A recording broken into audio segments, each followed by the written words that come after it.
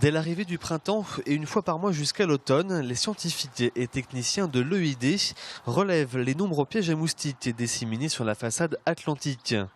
Ici, sur l'aire d'autoroute de Vendée, le long de l'A83, on traque les larves de moustiques et pas n'importe lesquelles. Donc là, on vient avec notre agent de relever un piège pondoir, qui est un dispositif de surveillance du moustique tigre.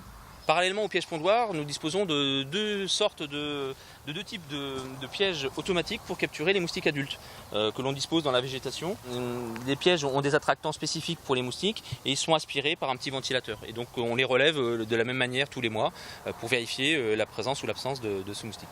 Arrivé dans le sud de la France au début des années 2000, le moustique tigre étend depuis son territoire, remontant chaque année un peu plus au nord à la faveur des déplacements humains. C'est relativement facile de le retrouver le long des grands axes autoroutiers parce qu'il rentre dans les véhicules et lorsque les personnes s'arrêtent sur des aires de service ou des aires de repos comme celle-ci, le moustique sort pour essayer de coloniser de nouveaux espaces et c'est à ce moment-là que nous on le capte et qu'on le capture et qu'on le détecte et c'est pour ça que la surveillance se fait stratégiquement le long des axes autoroutiers.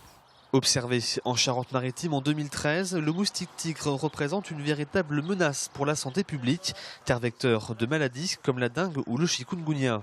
S'il y a véritablement des volumes importants constatés, eh bien, très certainement que le préfet du département demandera un traitement par des insecticides donc puissants, qui sont des adulticides, et pour essayer de limiter autant que faire se peut cette progression.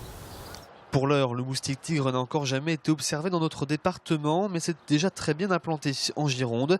De l'avis des spécialistes, il devrait finir par s'installer en Vendée d'ici une ou plusieurs années.